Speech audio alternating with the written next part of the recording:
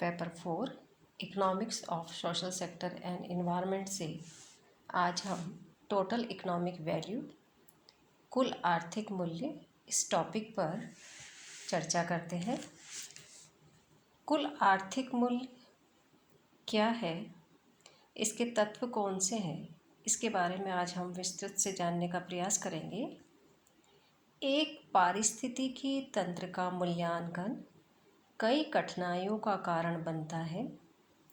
जब मूल्य की धारणा पारिस्थितिकी तंत्र की अखंडता को संदर्भित करती है तो यह मूल रूप से सिस्टम के अच्छी तरह से काम करने से संबंधित है, अर्थात इसके घटक ठीक से काम कर रहे हैं और उचित भूमिका और गतिशीलता निभा रहे हैं।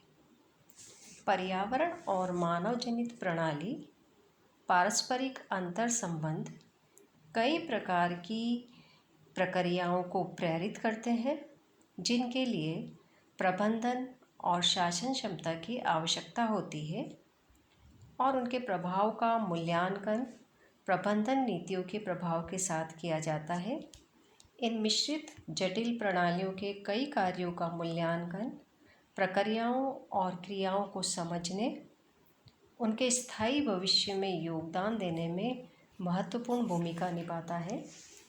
मिलेनियम इकोसिस्टम असेसमेंट 2005 पारिस्थितिकी तंत्र और मानव भलाई आकलन आर्थिक मूल्यांकन रखने के लिए एक शक्तिशाली उपकरण के रूप में कहा गया है। मिलेनियम इकोसिस्टम असेसमेंट के भीतर कुल आर्थिक मूल्य की पुष्टि की गई है। पारिस्थितिकी तंत्र सेवाओं के मानव कल्याण में योगदान की पहचान करने और इसकी मात्रा निर्धारित करने के लिए सबसे व्यापक रूप से उपयोग की जाने वाली रूपरेखा है। जब मूल्य की धारणा आर्थिक मूल्य की धारणा से जुड़ी होती है तो यह सामाजिक संदर्भ को संदर्भित करता है, जिसमें सामाजिक आर्थिक प्रणाली और प्राकृतिक प्रणालियों के बीच संबंधों को शामिल करते हुए सभी जटिल गतिशीलता शामिल है। कुल आर्थिक मूल्य का आकलन एक प्रकार से नीति निर्माताओं के लिए उपयोगी उपकरण के रूप में है। पारिस्थितिकी तंत्र के उत्पन्न होने वाले लाभों के कुल प्रवाह का निर्धारण करना और विशिष्ट परियोजनाओं या नीतियों के प्रभावों का आकलन करना क्षेत्र के बेहतर प्रबंधन का समर्थन कर सकता है। अब हम कुल आर्थिक मूल्य की अवधारणा समझते हैं। मूल्य की आर्थिक अवधारणा नव प्रतिष्ठित कल्याणकारी अर्थशास्त्र के लिए एक मूल सिद्धांत उपलब्ध कराती है, जिसकी जड़ें उपयोगितावाद से संबंधित है। आर्थिक मूल्य उस श्रेणी को बतलाते हैं जहां वस्तु व सेवा व्यक्तिगत प्राथमिकताओं को संतुष्ट करती है। इन प्राथमिकताओं को उपयोगिताओं के संदर्भ से बता सकते हैं, जैसे कि प्राथमिकताओं का एक अलक्ष्य क्रम या कम सैद्धांतिक रूप से याचना करना, परंतु ज़्यादा व्यवहारिक मुद्रा मैट्रिक्स में बताना है। अतः आर्थिक मूल्य को मुद्रा की मात्रा के द्वारा मापा जा सकता है, जो कि एक व्यक्ति की वस्तु या सेवा के लिए भुगतान करने की इच्छा को बताती है, या वो उस मुद्रा की मात्रा को बताती है जो व्यक्ति वस्तु या सेवा को त्यागने से हुई क्षति की पूर्ति के लिए उस राशि को रखने की आशा रखता है। भुगतान करने की तत्परता और स्वीकारने की तत्परता ऐसे उपाय हैं जो कि विनिमय के रूप में प्रकट होते हैं। बाजार में बहुत सारी वस्तुओं और सेवाओं का आदान प्रदान होता है, जिससे स्वतः ही उनका मूल्य प्रकट हो जाता है। हालांकि बाजार कुल आर्थिक मूल्य के केवल एक घटक को ही प्रकाशित करने में समर्थ होता है। अब हम कुल आर्थिक मूल्य के तत्वों को समझते हैं। कुल आर्थिक मूल्य में 3 तत्वों को सम्मिलित किया जाता है: उपयोग मूल्य, यूज वैल्यू, गैर उपयोग मूल्य, नॉन यूज वैल्यू, और विकल्प मूल्य, ऑप्शन वैल्यूज। एक एक करके हम इनको समझ रहे हैं। सबसे पहले हम समझते हैं उपयोग मूल्य। यह मूल्य निजी या अर्ध निजी वस्तुओं से संबंधित हो सकता है। आमतौर पर जिसके लिए बाजार मूल्य होते हैं। उपयोग मूल्य को 2 भागों में बांटा जाता है। पहला है प्रत्यक्ष उपयोग मूल्य। प्रत्यक्ष उपयोग मूल्य का अभिप्राय जैव विविधता का मानव द्वारा प्रत्यक्ष उपयोग से परिणाम है।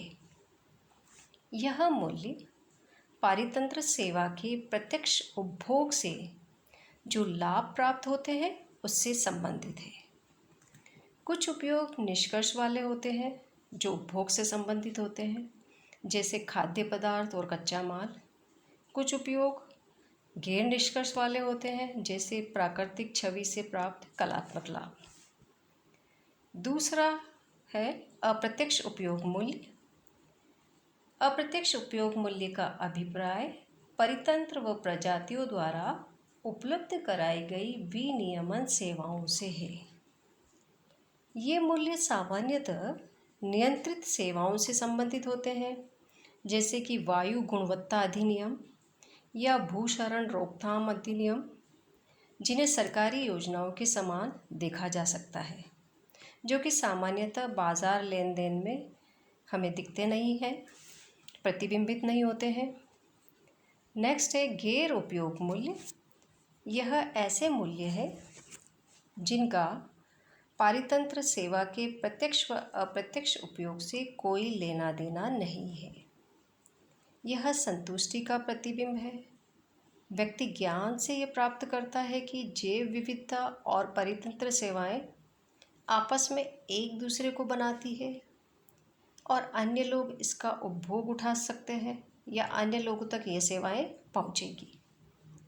यह उन तत्वों के मूल्यों को बताता है जिनका वर्तमान, भविष्य या संभावित उपयोग से कोई संबंध नहीं है। यह व्यक्तियों के चेतावनीपूर्ण लाभ से भी जुड़ा हुआ है, जो कि संसाधन के मात्र अस्तित्व से ही प्राप्त होता है।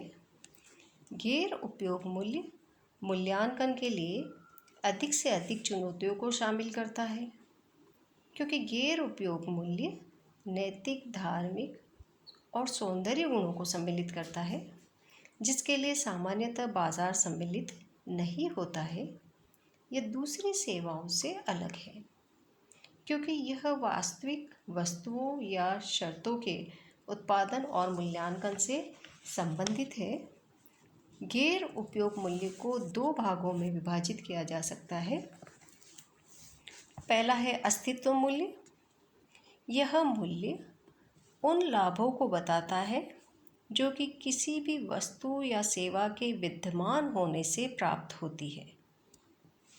जैसे कुछ लोगों को इस बात से संतुष्टि होती है कि जो जीव खतरे में थे उन्हें विलुप्त होने से संरक्षित कर लिया गया है।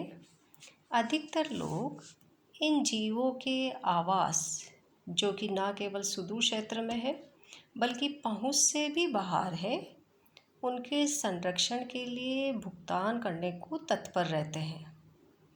हालांकि इन लोगों ने ना तो उन जगहों पर कभी भी यात्रा की है और ना ही उन जीवों को देखा है। यहाँ तक कि उनको यह भी ज्ञान नहीं है कि ऐसे जीव अभी भी विद्यमान है या नहीं है। दूसरा है वसीयत मूल्य।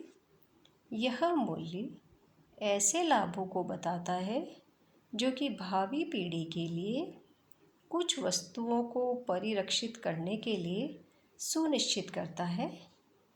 जैसे अधिकतर लोग विश्वव्यापी तापक्रम वृद्धि से होने वाले भावी नुकसान से चिंतित है और उसे कम करने के लिए भुगतान करने की इच्छा रखते हैं, यह जानने के बावजूद भी कि अधिक मात्रा में यह पृथ्वी को नुकसान पहुंचाएगा जब उनकी पीढ़ी दिवंगत हो जाएगी।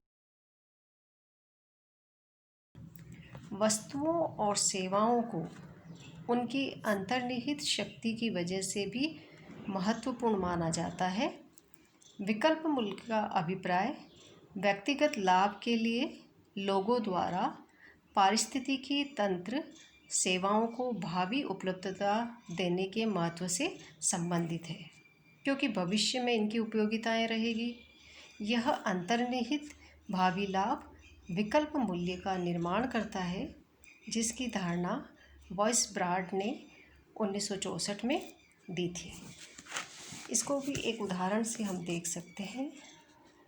लोग भविष्य में उन वस्तुओं के संरक्षण के लिए पैसा देने को तैयार होते हैं जो भविष्य में उपयोगी सिद्ध होगी।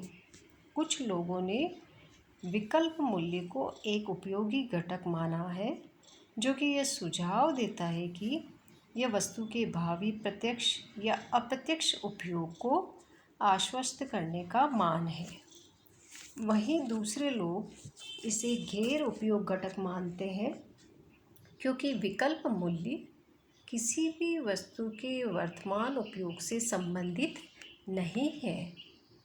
कुछ लोगों ने यह भी मत दिया है कि विकल्प मूल्यों को एक अलग मूल्य श्रेणी से समझा जाए, अतः इसमें भावी उपयोग और गैर उपयोग लाभ को सम्मिलित होना चाहिए। इस प्रकार से आज हमने कुल आर्थिक मूल्य की अवधारणा और उनके तत्वों को समझा। धन्यवाद।